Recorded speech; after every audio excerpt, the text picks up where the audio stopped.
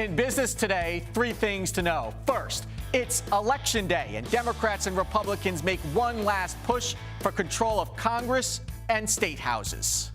I am beholden to only one man, and that is the greatest American that has ever lived, Jesus Christ.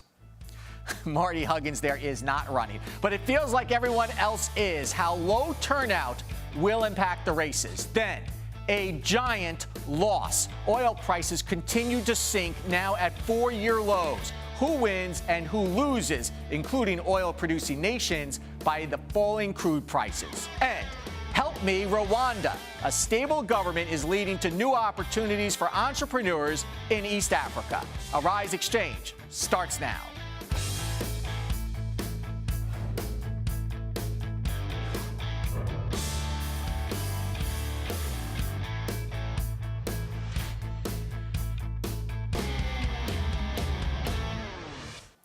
Hello, everyone. I'm Andrew Schmertz. After 2 years of campaigning, endless hours of pundits on TV, and record amounts of money spent by candidates, it all ends tonight. And while you have probably been paying attention to these midterm elections, whether or not you voted is another story. Turnout nationwide is said to be low as Republicans look to win 6 seats to take control of the Senate, and as Democrats and the GOP battle for control of state houses. Priya Sridhar is our Washington, D.C. correspondent, joins us right now to update us on where we stand. Priya, first, talk to us about where you think these races are headed for the Senate and the turnout. That's right. Well, as you just mentioned, voter turnout in midterm elections are usually much lower than presidential elections. Usually, on average, about 40% of people head to the polls. This year, a lot of people have said that the average American really doesn't care about this race, but here in Washington, it is a big deal.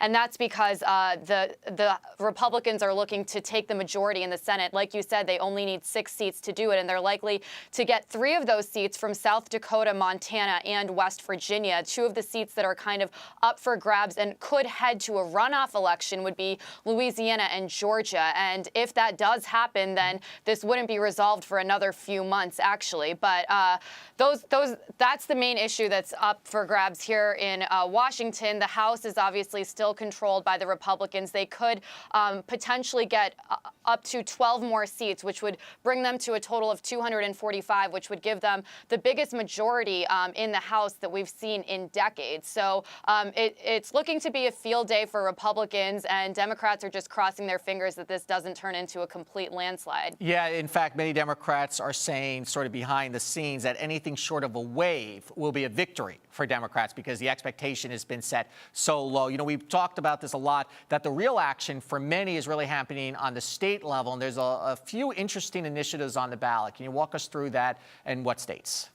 That's true. So minimum wage is one of the biggest ones. And this is the Democratic Party has been trying to make this one of their forefront issues in the midterm elections because in several states there is, I believe it's Alaska. Alaska is one of the major states where they're thinking to raise the minimum wage. And obviously President Obama introduced trying to raise the minimum wage on a federal level and was blocked by the Republicans. Big shocker there. But what the Democrats are hoping is that in several of these key states, more Democrats will head to the polls to try to increase the minimum wage, and therefore they might have a little bit more success because of that referendum. That's happening in Alaska and Arkansas as well, and we're seeing some Republican Senate candidates in both of those states now flip-flopping on what they had initially said about the minimum wage issue. Initially, they weren't supporting it, but now because support for increasing the minimum wage is so strong that now they have to come out and support it. Another major issue on the state level is the legalization of marijuana. Alaska and Oregon are actually looking to legalize marijuana today. And that another reason that this is interesting on a state level as well is that it's likely to bring more young voters to the polls, which could also have a trickle-down effect for some of the other key races in those states as well. California is really looking to see how Alaska and Oregon play out on the marijuana issue because they're likely going to add that to the referendum in the 2016 elections. This would make Alaska and Oregon the 3rd and 4th states to legalize marijuana. Florida is also going to be looking to make medical marijuana available to citizens of that state. However, it's likely not going to happen because of the fact that most of the voters in that state are obviously older and more conservative. I don't know. The older people could use the medical marijuana. That's true. Just saying.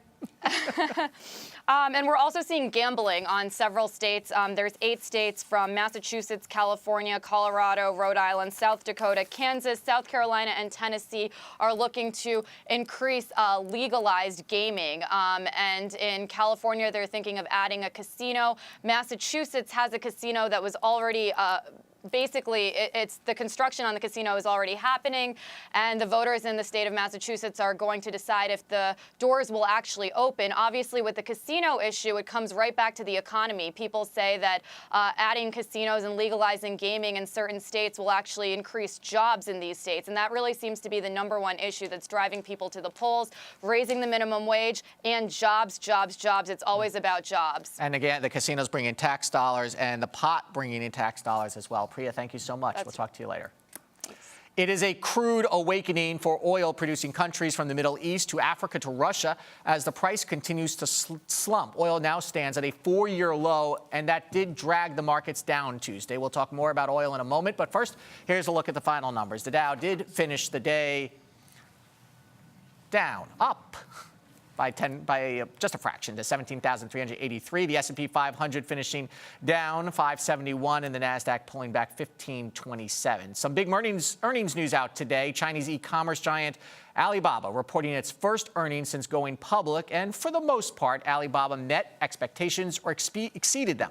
Revenue of $2.7 billion was 5% above estimates. EPS of 45 cents beat forecasts on strong sales. Time announcing its second quarterly earnings since spinning off from Time Warner in June.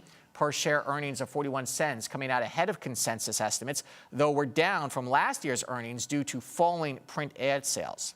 And Priceline reporting third quarter earnings per share of $22.16, beating expectations by more than $1. However, shares of Priceline stock did fall today after the company lowered its guidance for the fourth quarter. And looking at commodities, gold closing down $2.90, and oil down to $77.19 a barrel. We'll talk more about oil in a moment. The U.S. trade deficit grew thanks in part to a strong dollar. Exports fell, and the trade deficit rose by 7.6%. Well, as we mentioned, oil prices are now below $80 a barrel. Some say energy companies should expect prices to drop to $60. Why falling oil prices may not be so good for the American economy anymore. Gabe Borenstein, Managing Director of Enclave Capital, is back here on Arise Exchange. What do you think of some analysts saying that we could be headed towards $16 price of oil, which would be about 50% off its highs? 60 or 16? 60. 16 would be nice, but that feels like the 1980s. I think it is a reality, potential reality. As you know, the U.S. trend in terms of developing energy sources, attaining gradually self-sufficiency, we actually could surpass Saudi Arabian output by next year. Many experts are saying within 2 years we will be self-sufficient in a crude oil. You know, plus we may start exporting if they change the rules on that, which I would think would further put price pressure. That is correct. But as you know, in addition, all this global instability has finally dented. That used to mean higher oil prices with global instability. Now it means lower oil prices. Simply because the instability is so broad and so diverse that it actually managed to decelerate global expansion. In fact, many economies are in total disarray, whether it's Middle East, whether it's in Latin America, as you know, major countries, Argentina, Brazil, Chile, basically, are in recession or heading for recession.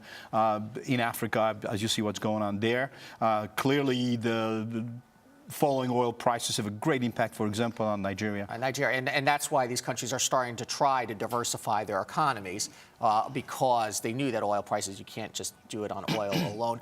We also have to talk, of course, about petrodollars. We buy oil in dollars, and that has to have an impact because the dollar is strengthening. That is correct. It could, one more thing, though. There's something called J-curve, and J-curve implies basically, it reflects relationship between a shift in a currency and impact on exports, import. Fortunately, the lag is substantial, could be up to 18 months. So I'm not really sure whether higher dollar right now has an impact on any type of oil exports or imports. So we may be reading too much in. Who people say I believe so. who the dollar's too strong. Generally, the traditional thought is that with falling oil prices, that's good for the American economy. Goods take less expense to make. They're cheaper to transport. More money in American wallets because they don't have to spend on gas. What are your thoughts about this now? Because there's talk that that's not true. I think there are two sides of this equation. The most immediate impact is obviously the oil sector. Energy segment, meaning market stock prices will fall as these companies or that sector in general will suffer, obviously, earnings. On the other hand, from a broader economic perspective, it is an incredible situation for the U.S. economy simply because falling energy prices, which include gasoline and heating oil, will enhance and increase disposable income. It's a tax rebate. Exactly. Yep. As you know, 71% of the U.S. GDP, that's consumer spending. What does it do for the companies and for the workers producing shale right now if oil prices are falling? Is that good because it makes their product more competitive? Is it bad because there's less money? I'm sure there's a price at which shale, oil extracted from shale has a problem because there's an issue of cost. Obviously, there are high-cost oil producers and there are low-cost. Same thing. I'm sure there's a level, although I don't think $60 is it, that could actually impair. Finally, where do you think oil prices are going for the remainder of the year? I think between now and the year end, especially because of what's going on in Russia, Ukraine, that needs to be resolved, and as Iran as well. I think all of these issues will continue to pressure oil for quite a while, including the year end. Yeah. Gabe Borenstein, thank you so much. Thank you for inviting me again. Anytime. Coming up, home alone. First-time buyers are disappearing from the housing market. Why? Next on Arise Exchange.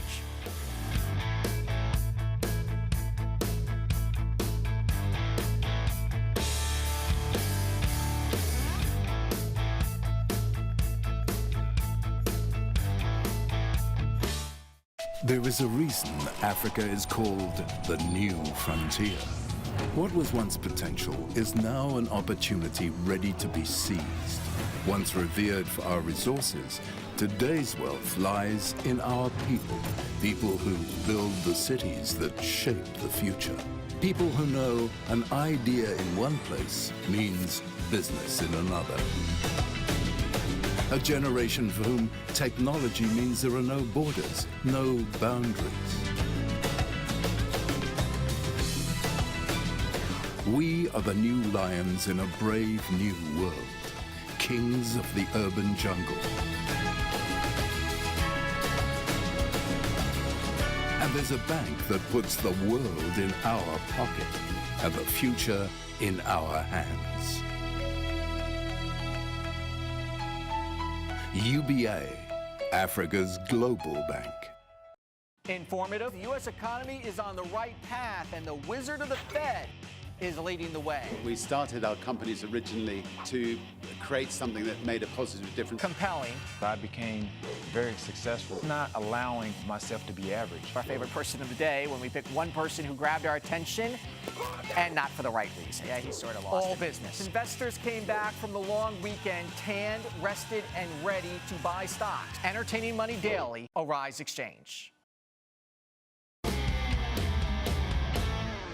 Welcome back to Arise Exchange. More millennials are opting to rent rather than buy their first homes. In fact, the percentage of homes sold to first-time homebuyers fell to 33% this year. That's the lowest in almost 30 years, according to the National Association of Realtors. This despite mortgage rates being at or near record lows and home prices down 15% nationwide compared to the peak in the housing boom. To tell us more about the housing market is Melissa Cohn. She's president of Guard Hill Financial. Melissa, welcome to Arise Exchange. Thanks for having me. So the first question is, are young people and first-time buyers abandoning the market? I don't say they're abandoning the market. I say that they've been kept out of the marketplace because of the tighter credit conditions, the requirements for having an installment loan or having a certain number of credit items on your credit report. The purpose of tightening the bank lending, of course, was to improve the stability of the mortgage markets. Did we overdo it because we're keeping a lot of people out of it? I think that we've completely overdone it, and especially with the new rules that were implemented this past January. Income restrictions are tighter. It's harder to get a loan. You can't get a loan with a term more than 30 years. Interest-only loans are hard to get. So helping a younger buyer who's really trying to take their first step into the housing market has gotten more difficult. This has got to be troubling for the housing industry because first-time buyers are sort of the milk of the industry, isn't it? Absolutely. And I think, everyone talks about how banks are starting to loosen credit. I haven't really seen that that's happened in any sort of major way, but everyone, I think, feels the pain of not getting these first-time home buyers into their first home. And so what happens then? The people buying the homes are, I guess, second-time home buyers, but does that leave the sort of starter homes out there alone where you're going to see prices fall further? I don't know that you're going to see prices falling further. I think that the first-time home buyers, instead of being in their 20s, may now be in their 30s in order to meet the income and the liquidity requirements. So it's just we're going into a different sector of, people who are going to be the actual first-time home buyers who you would not consider to be a first-time home buyer. How do you advise people then who are maybe in their late 20s who 10 years ago might have been able to get a loan but would like to start preparing the framework, the foundation, if you will, for getting a home? They need to contact a mortgage person specialist who will tell them where they stand today and what they need to do to make themselves mortgageable. For example, looking at their credit report. How much do they have in liquid assets? How much more do they need to save or get as a gift in order to be able to qualify, based on the bigger down payment standards that we have? Where is their income? Are they self-employed? How long have they been self-employed for? We can help people work towards to overcome the hurdles that people have in getting financing today. Also, there's a report that millennials are not using things like credit cards, and I imagine that's going to hurt them when they're looking for mortgages. Maybe I'm wrong, but if you don't have a long credit history, the banks don't know how to rate you. That's correct. Especially the banks like people to be in debt. They like to see that they make their payments in a timely fashion, and unfortunately, your rent, your Con Ed bill, your telephone bill don't show up on your credit report. So most lenders look for 3 line items on a credit report, and some banks require that one of them be an installment loan, be it a student loan, a car loan, any type of loan where you have a fixed repayment schedule. What do you think you want to see from the banks and from maybe the government to change the rules so we don't end up where we were, but to make it so that people who can qualify will get mortgages? I think, first of all, that we have to change the credit requirements, because if someone's been renting an apartment for 10 years and they can show they paid their rent, their telephone, their utilities on time, that they should accept that as credit as opposed to I didn't take a car loan because I don't need to own a car. That would be a That's big very help. interesting, actually, to start considering other forms of credit, even when it's not credit. Melissa Cohn, thank you so much. Thank you. Appreciate it. Time now for our business ticker stories making headlines across the nation and the world. The EU is bearish on growth estimates. The European Commission now projects weak growth into 2015. It also slashed its growth for next year to just over 1%. Two of Europe's biggest economies, Germany and France, had some of the biggest downward revisions. The U.S. is suing discount airline Southwest over alleged faulty maintenance practices. The Department of Justice could not reach a settlement with the airline over allegations that repairs made by a contractor did not meet safety standards. The U.S. wants a $12 million fine, the second largest ever by the Federal Aviation Administration. Taylor Swift may be saying we are never, ever getting back together to streaming music site Spotify. Swift's single, Shake It Off, was the most streamed song on Spotify, but Swift's record label has yanked the song. Some believe it's because the record label intends to sell itself. Spotify, meantime, has launched a social media campaign with the hashtag #JustSayYes to lure her back. Homophobia may be behind the removal of a Steve Jobs memorial in Russia. A 6-foot-tall replica of an iPhone erected in 2013 was removed from a St. Petersburg university. The group that created the memorial says it was taken down after Apple's current CEO, Tim Cook, announced last week that he is gay. The group says Cook's view violates Russia's law against gay propaganda. And you are looking at a sculpture that could be worth $100 million. The Chariot sculpture from famed artist Alberto Giacometti is up for auction. Sotheby's says the bronze-painted woman atop a small platform on 2 wheels is considered his greatest masterpiece. Only 6 chariots were made. Ahead, our favorite person of the day, next on Rise Exchange.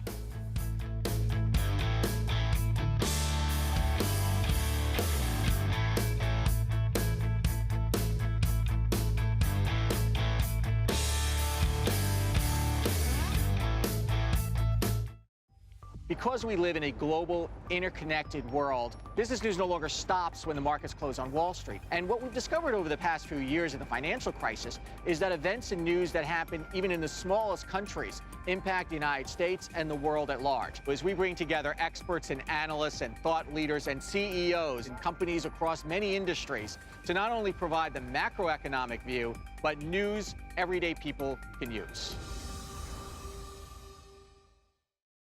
Arise News is a different kind of network. We are able to tell our own stories, and we're able to cover stories in a way that other media outlets don't do. We've got world-class journalists, veteran journalists who have been in this industry for decades, not just in front of the camera, but behind the scenes as well. Arise News is a place where we can tell stories in an interesting, factual, inclusive way like no one else in the business can.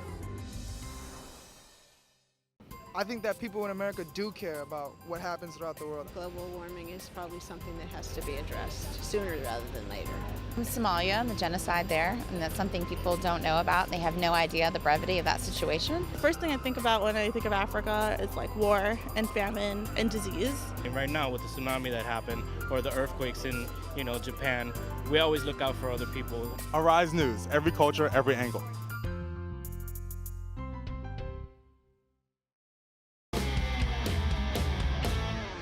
Time now for our favorite person of the day, when we pick one person who grabbed our attention, not for the right reasons.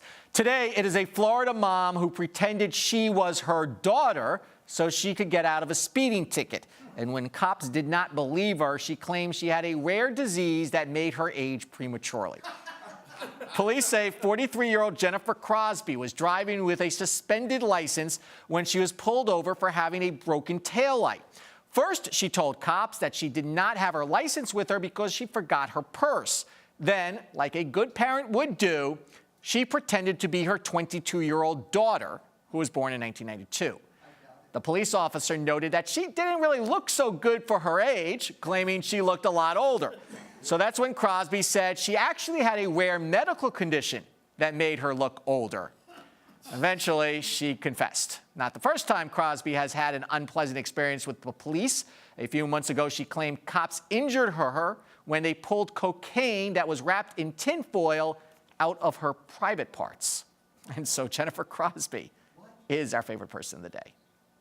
Coming up, we'll meet a group providing tools for business startups in Africa. You're watching Arise Exchange. Stay with us.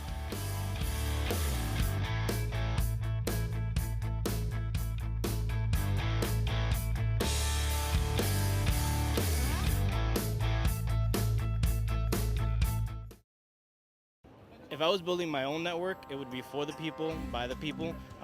It would be very diverse. It would be with every culture you can think of. If I was to start my own news network, it would reflect positive and negative within the continents and the countries around the world. I think that I would be more looking towards young people. If I were to build my own news network, it would look like New York City.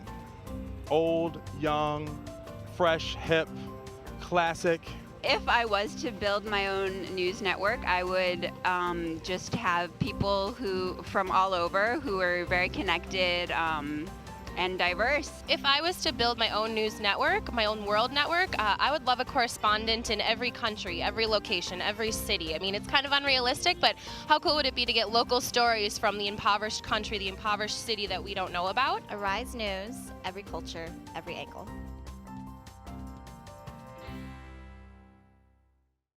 Last week on Arise Exchange, Janet Yellen and the Fed worked their formula for the economy. We're only about 2% below the highs for the Dow and the S&P. There are many interesting races for state governors, which could impact people and business far more. An upstate New York woman managed to get arrested twice on the same day for drunk driving while being dressed up as a zombie. For 2 arrests in 2 hours, dressed as a zombie, Catherine Butler is our favorite person. Watch this week for more Arise Exchange.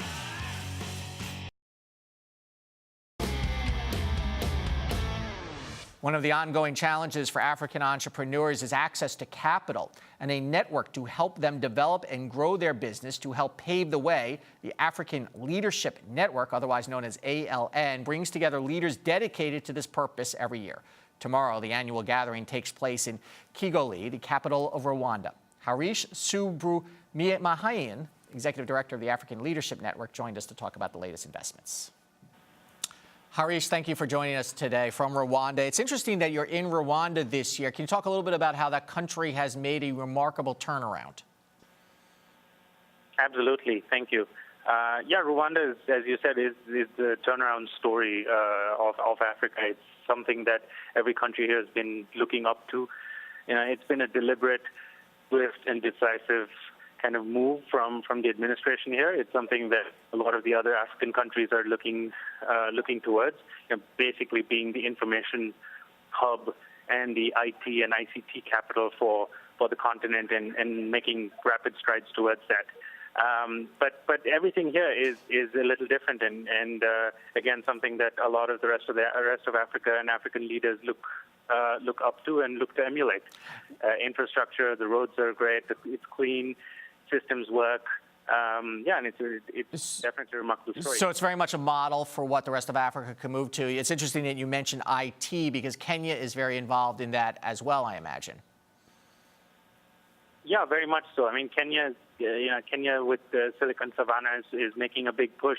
I think that the big difference is that in Rwanda it seems like, at least for when we look at it from the outside or even from visiting here and doing business here, that it's very much a top-down thing, very much an administration-led effort, very different from say a Kenya or even a South Africa, which is much more private sector driven and much more driven from the grassroots. What I understand from what you said, that one of the biggest challenges facing entrepreneurs is access to capital. Can you talk a little bit about how your organization is connecting entrepreneurs in Africa with capital? I imagine much of that capital or some of that capital is coming from the United States and from Europe. Absolutely. I'd actually add to that a little bit. I think the biggest challenge is access to early stage capital. There is actually a lot of capital available to people here, but a lot of it is reserved for mature businesses. It's reserved for these multi-million-dollar revenue stage businesses, most of the businesses here just don't make it there. And they don't make it there because they don't have the early stage capital and the support and the mentorship and the guidance required when you're starting out in the first couple of years before pre-revenue or even early revenue. So where do entrepreneurs go to? Are there sort of incubators that we have, for example, here that are in place for people who are interested in starting companies to go to? Yeah, and you're increasingly seeing a lot of these incubators. You're starting to see very specific accelerators. One of our focuses is actually, we are an accelerator in a lot of ways, and our focus is actually in developing companies that have a Pan-African focus, and that's something we aren't seeing. What is done really well so far are essentially incubators and accelerators that are focused on a particular sector, are focused on a particular regional development, or have those kind of siloed growth paths, which are great, which are needed, but there is also a broader horizon picture that a lot of early stage companies are not getting support for. And we have about 30 seconds left. How supportive have the governments been? We know that Rwanda, Kenya, the Nigerians have been supportive. Are you seeing more support from African governments these days? Yes, we are seeing more support, but again, a lot of that support comes when the investment and when the results are tangible and sizable, and that's something that as governments do need to change their mindset on. They need to start supporting earlier and earlier stage businesses, not just from a skills or job space, but essentially creating the ecosystem. They need to take more risk. Harish, thank you so much. We hope to have you back on soon. Yes. Appreciate it. Thank you. Thanks. Coming up tomorrow on Arise Exchange, of course, we will have a complete wrap of the elections, and we'll also look at a company that specializes in getting students into Ivy League schools. Let's take a look at the markets once again. The Dow did finish the day up. Oil, though, pressuring the market significantly, down to about $77 a barrel. The S&P 500 and the NASDAQ also finishing in the red. I'm Andrew Schmertz. Thanks for watching Arise Exchange. If you haven't voted, you still have time. Go out and hit the polls. Good night.